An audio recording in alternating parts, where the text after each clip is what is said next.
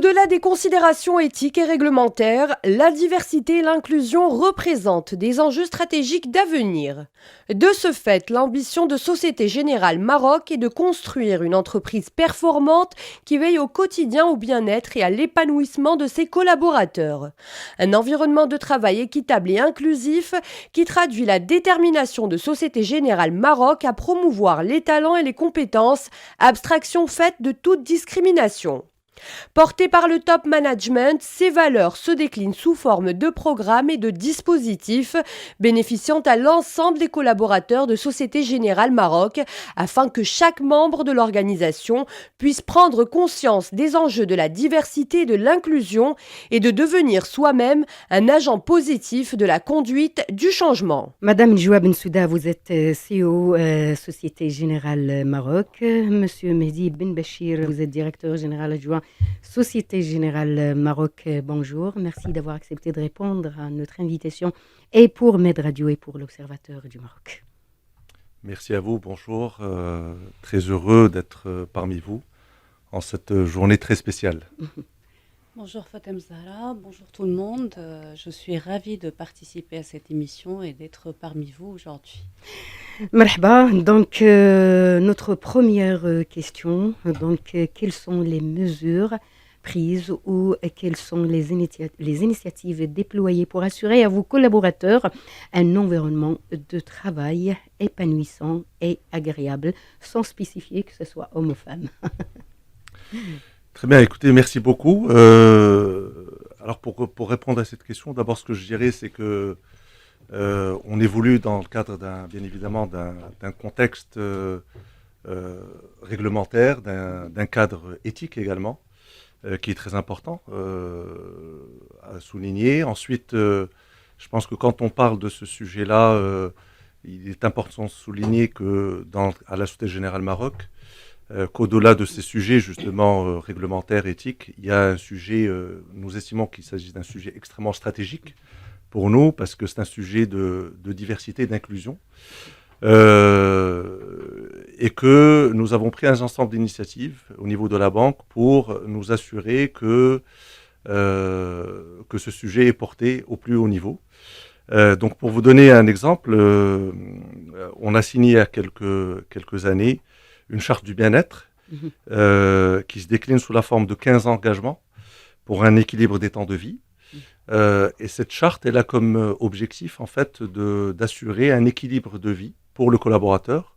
Et quand je dis le collaborateur, c'est bien évidemment le collaborateur et la collaboratrice de la banque. Et également, à travers cet équilibre de vie, donc travail et vie personnelle, c'est d'assurer également une excellente performance au niveau de l'entreprise, parce qu'on a cette conviction que la performance ne peut se faire qu'à travers le bien-être personnel.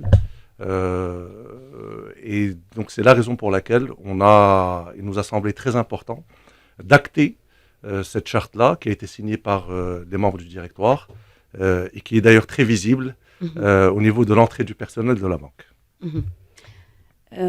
Juste pour compléter un peu ce que dit Mehdi et que j'approuve complètement, la diversité et l'inclusion sont vraiment des enjeux stratégiques d'avenir. Et je pense qu'aujourd'hui, on peut citer un peu Simone de Beauvoir, en version un peu revisitée. On n'est pas une entreprise égalitaire, mais on le devient. Donc aujourd'hui, l'ambition de Société Générale est vraiment de créer un environnement de travail épanouissant pour tout le monde, une entreprise performante qui permet à chaque collaborateur de se sentir à l'aise, d'être épanoui, de se sentir valorisé et d'avoir un parcours de carrière inspirant. Cette ambition est aujourd'hui portée par l'ensemble du groupe Société Générale Maroc. Elle est déclinée à travers un ensemble de choses, notamment la culture d'entreprise, le code de conduite, mais également déclinée à travers plusieurs programmes qui aujourd'hui portent une attention particulière à ces volets. Donc on a par exemple le programme lancé depuis quelques années autour de la diversité et de l'inclusion, qui a porté pas mal de réalisations notables et concrètes, la charte dont parlait Mehdi, mais on a également un ensemble de choses qui ont été faites, notamment une culture de leadership, un modèle de leadership qui s'appelle, ou alors ce qu'on appelle aujourd'hui l'idée par l'exemple, leading by example. Et l'idée, c'est aujourd'hui instaurer cet esprit de comportement éthique, de comportement de respect mutuel, d'égalité des chances au sein de l'entreprise, qui par effet mirroring, tout le monde aujourd'hui suit les mêmes patterns que le corps managérial. Ce modèle est bien entendu aussi renforcé par des programmes de parrainage, des programmes de mentoring qui sont déployés régulièrement au sein du groupe. C'est très important parce que M. Ben Bachir, il a parlé de la charte, vous avez parlé de mesures d'applicabilité de cette charte et c'est très important. Alors, M. Ben Bachir, l'environnement de travail, des fois, il est considéré comme étant théâtre de certains comportements inappropriés, donc d'harcèlement, de discrimination. Est-ce que cette charte, il a pris en considération des mesures justement pour faire face à ces scènes, des fois, qui peuvent être là. Donc, cette charte, est-ce qu'il les a pris en considération? Quelles sont les mesures, justement, prises? Et peut-être avec Mme Bensouda, on pourrait voir le degré d'applicabilité. Hein. Tout à fait. Alors là, vous touchez un point très spécifique hein, quand on parle notamment d'harcèlement, c'est avec toutes ces formes, hein, toutes les formes que le harcèlement peut prendre, c'est un sujet qui est très très sérieux. Je peux vous garantir une chose, c'est que c'est un sujet qui est mis en avant et pris très au sérieux chez nous au niveau de Société Générale Maroc. Qu'on parle d'harcèlement moral, d'harcèlement sexuel, c'est un sujet qui est traité très honnêtement, hein, qui a toujours été traité au niveau de la banque, sur lequel on a un dispositif d'accompagnement. D'abord, tous les collaborateurs ont la capacité, ça c'est dans le cadre d'un outil, qui est un outil où les collaborateurs peuvent dénoncer un acte d'harcèlement sous toutes ses formes c'est toutes les remontées atterrissent au niveau de la direction des ressources humaines, qui les traite bien évidemment avec le management de la banque. L'avantage, c'est que les collaborateurs peuvent le faire en toute discrétion. Et les sujets sont traités, tous les sujets remontés sont traités de manière très sérieuse. Et les actions nécessaires sont entreprises vis-à-vis des personnes qui auraient commis un acte d'harcèlement, de manière à ce que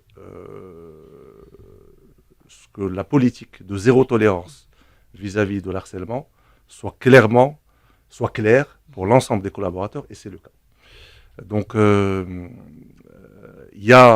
ça c'est un exemple. Un deuxième exemple, c'est de parler des différents modules de formation auxquels nous sommes soumis. On a des programmes de formation globaux qui touchent plusieurs thématiques. Hein. Juste pour vous donner un exemple, on déploie plus de 70 000 heures de formation par an. Il y a plus de 2200, 2300 personnes en moyenne qui sont formées chaque année au niveau de la banque. Et parmi ces modules de formation, il y a un module très spécifique sur justement les sujets de harcèlement, les sujets comportementaux. Et tout le monde doit valider cette formation. Donc c'est juste pour vous dire l'importance que le sujet revêt au niveau de notre entreprise et comment les mesures qui sont déployées pour venir combattre tout acte d'harcèlement avec, comme je le disais tout à l'heure, cette idée qu'il y a une politique de zéro tolérance. Mais il faut que ce soit un acte prouvé quand même.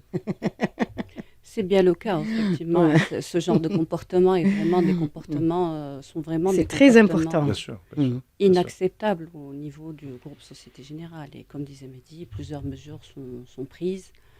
allant de la sensibilisation à la formation qui est obligatoire, à un dispositif qui est mis en place et qui est là et qui est réel et qui est justement effectif pour pouvoir justement remonter si éventuellement il y a ce genre de cas. Bien sûr, l'anonymat et la discrétion sont privilégiés dans ces remontées. Mais juste pour confirmer, c'est bien quelque chose qui existe et qui est réel et qui est bien mis en application au sein de la banque. Et ça fait partie d'ailleurs du code éthique et comportemental global du groupe Société Générale Maroc. Alors, toutes ces mesures-là sont prises justement pour que l'humain évolue dans un environnement de travail sain. Qu'en est-il des jeunes recrues? Est-ce que vous avez des mesures prises ou un programme bien spécifique justement pour accompagner ces jeunes?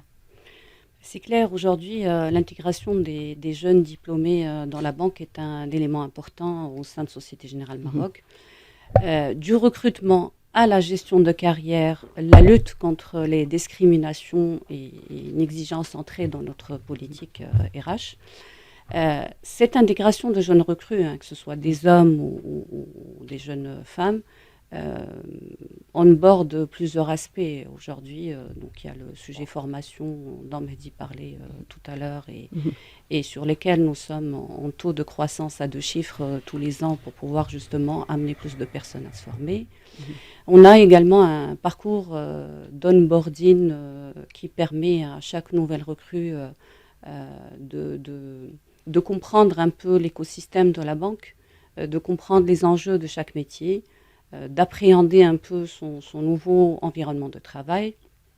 On a également des programmes, une approche un peu plus spécifique, une approche académique, ce qu'on appelle chez nous des académies qui sont spécialisées par métier et qui permettent aux personnes qui souhaitent un peu se perfectionner, d'aller encore plus, se spécialiser et de suivre des cursus qui leur permettent de booster un peu, de dynamiser leur carrière.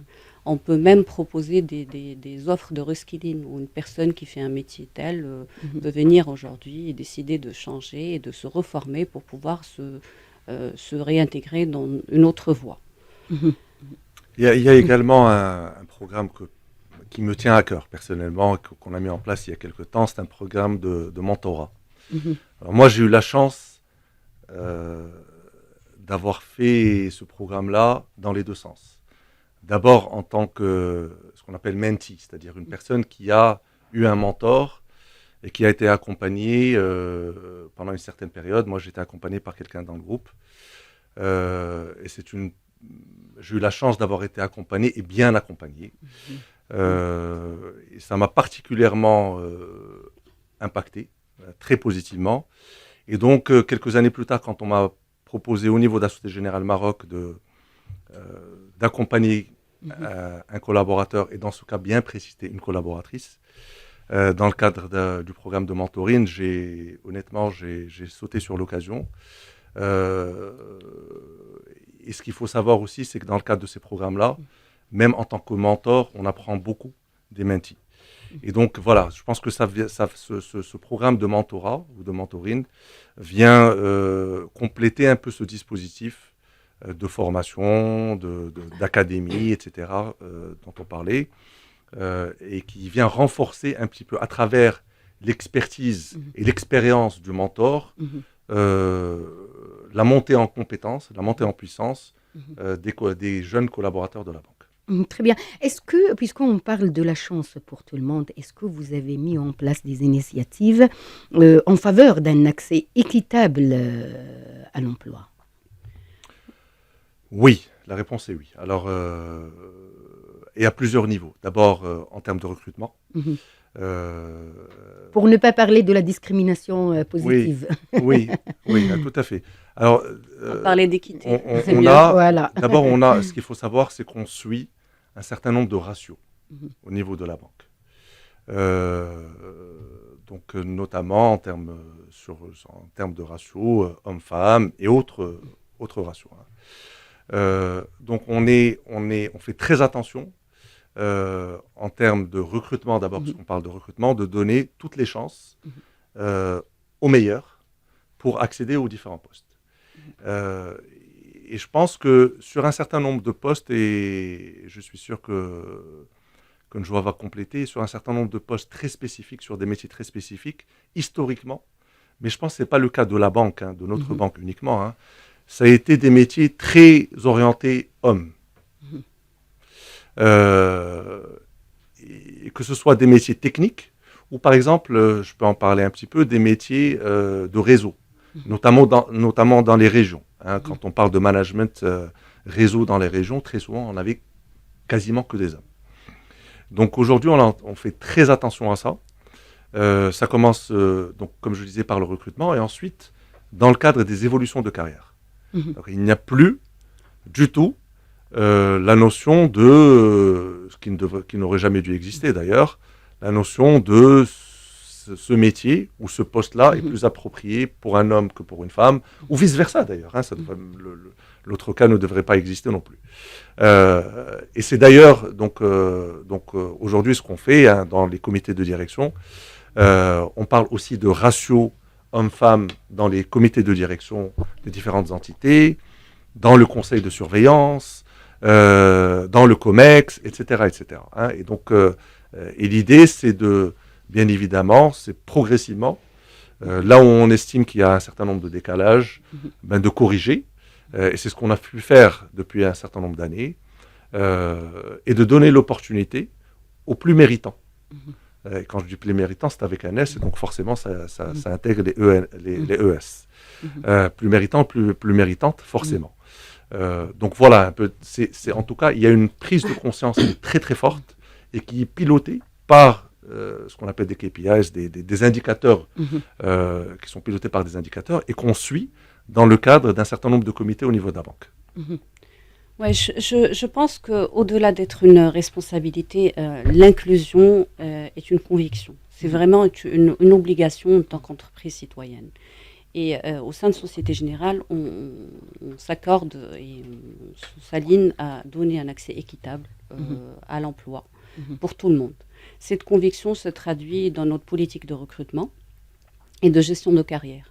On est vraiment sur des critères d'analyse de performance, de parcours, d'expertise, sans aucune discrimination. Et ça, c'est un point ultra important.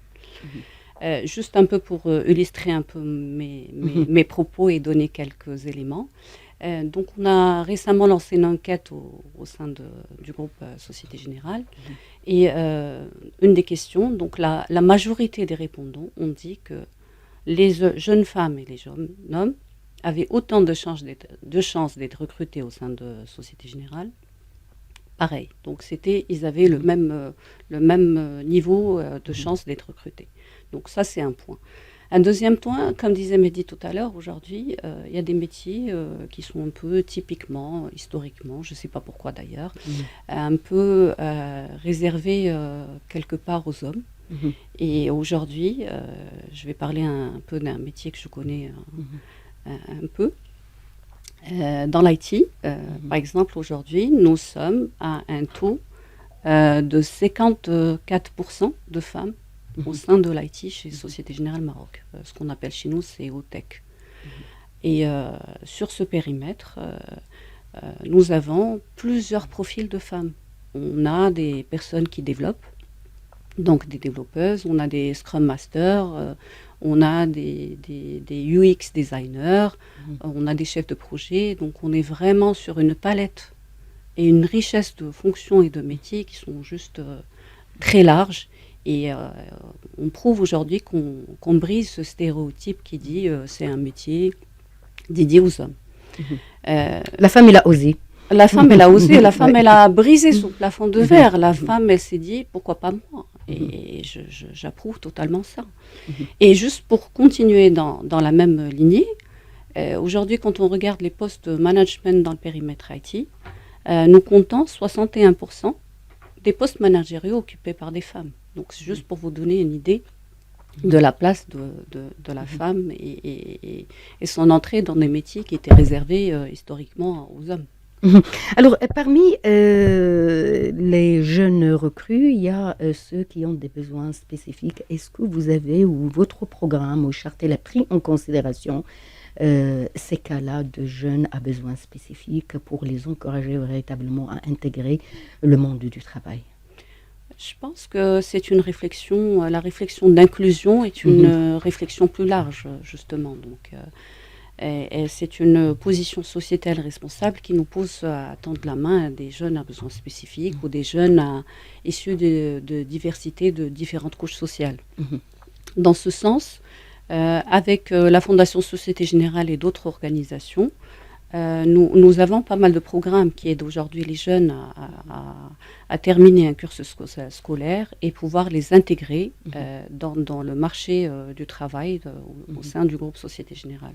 Donc il y a pas mal de programmes dans ce sens et nous participons également de manière régulière au Forum Emploi Handicap Maroc qui aujourd'hui vise à établir des passerelles entre les personnes à besoins spécifiques et les entreprises publiques et privées.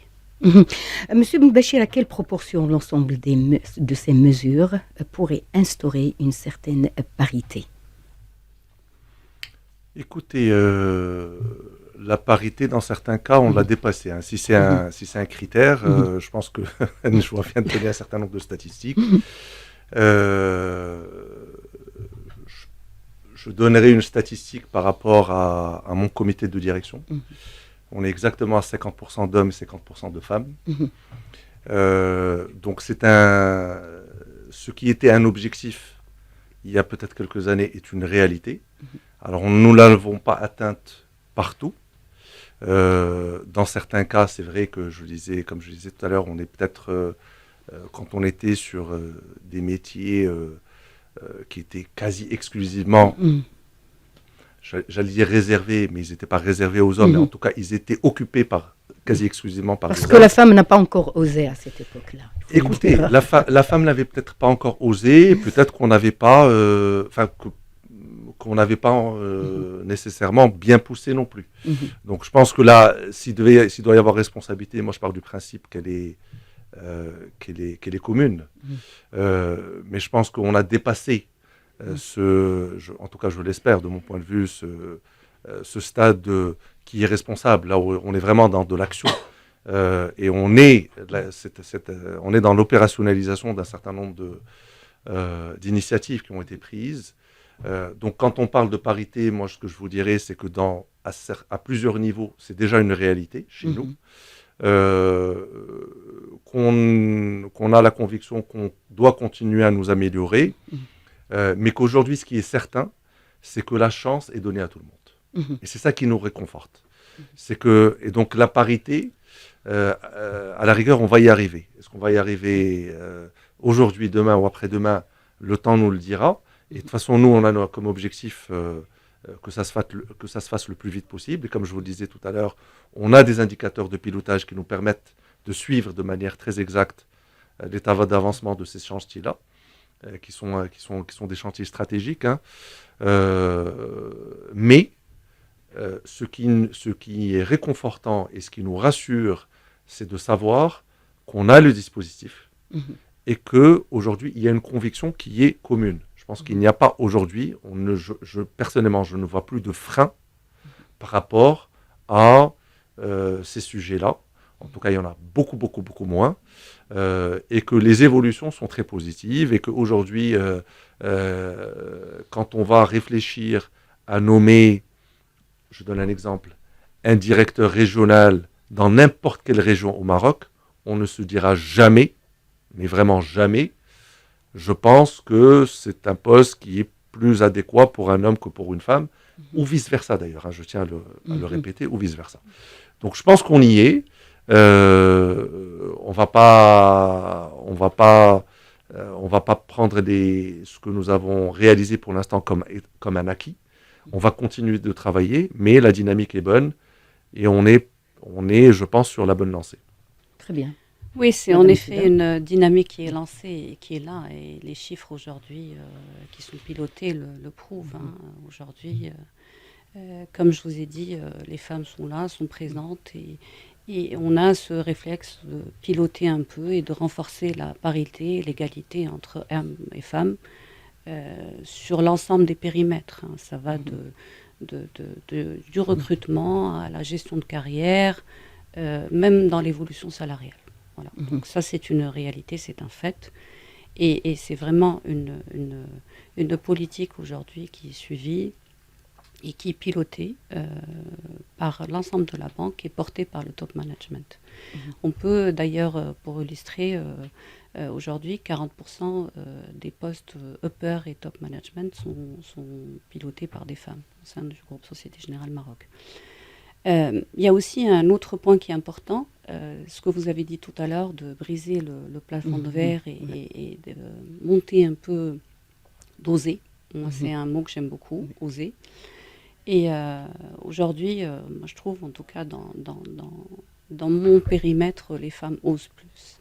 Les femmes, l'expertise au féminin, je ne veux pas être féministe, mais il y a aussi une expertise au féminin, est là. Elle est prouvée, elle est éprouvée.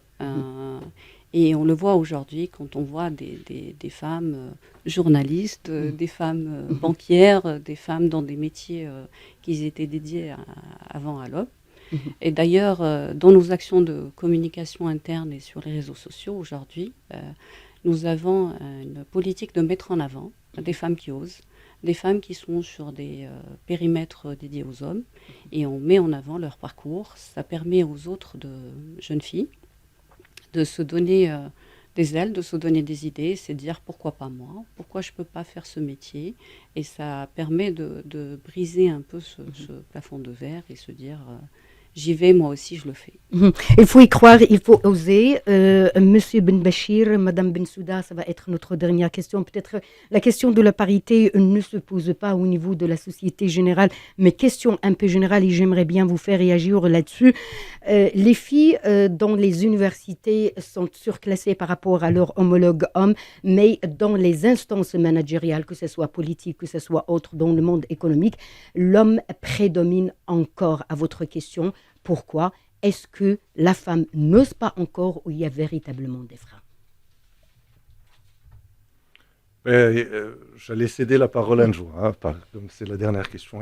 Mais écoutez, d'abord, c'est une réalité.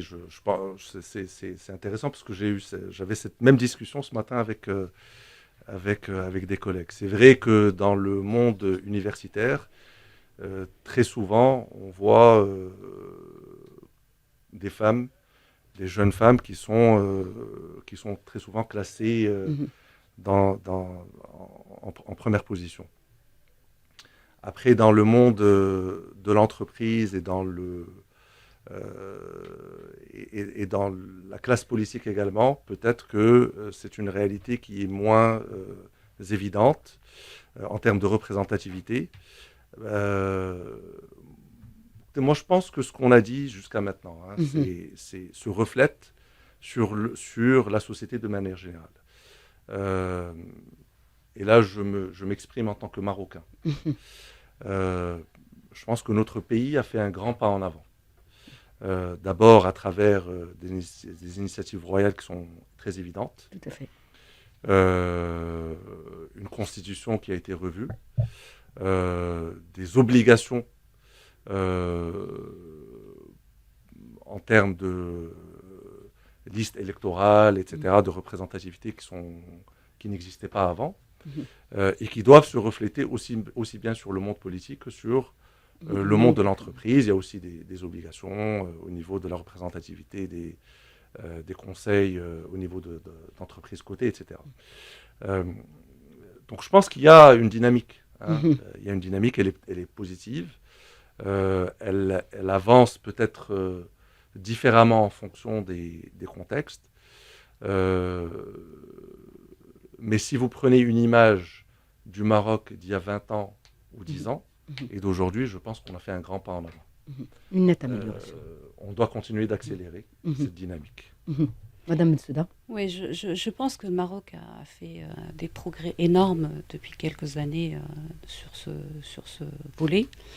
Comme disait Mehdi, il y a plusieurs mesures législatives, la Constitution, la loi contre la discrimination, la loi sur l'égalité salariale.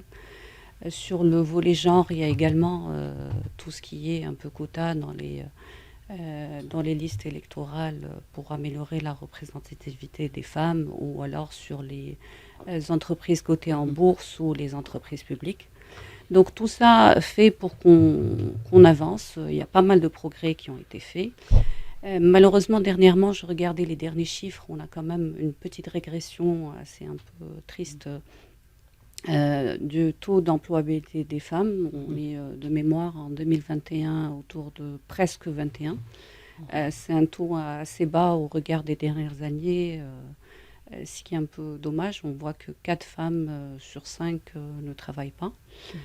Et ça, avec malgré une amélioration. Vous l'avez dit tout à l'heure sur les universités, il y a quand même des femmes qui étudient, malgré justement la croissance qu'on a sur le niveau d'enseignement, avec une forte disparité un peu sur les régions. Ce qu'on ne compte pas dans ce chiffre, c'est qu'il y a des femmes qui travaillent. Même si elles ne travaillent pas officiellement, elles travaillent tous les jours, elles travaillent de manière informelle. Elles s'occupent dans des secteurs informels, ça c'est pas compté dans les statistiques. Donc globalement, je pense qu'il y a pas mal de mesures et pas mal d'efforts qui ont été faits, et on le voit dans les entreprises, on le voit dans les universités, on le voit dans le niveau d'enseignement. Mais on a encore quelques stéréotypes qui persistent. Il faut continuer dans cette voie, continuer à oser et continuer à aller de l'avant. Je pense que c'est le mot. Voilà, c'est le fort message aujourd'hui, femmes de tout le Maroc. Il faut croire en vos compétences. Il faut oser, surtout, avec beaucoup de courage. Madame Nejwa Bensouda, je rappelle que vous êtes COO Société Générale Maroc. Monsieur Mehdi Ben Bachir, vous êtes directeur général adjoint Société Générale Maroc. Merci encore une fois d'avoir accepté de répondre à nos questions et à notre invitation, et pour l'Observateur du Maroc et pour Med Radio. Merci.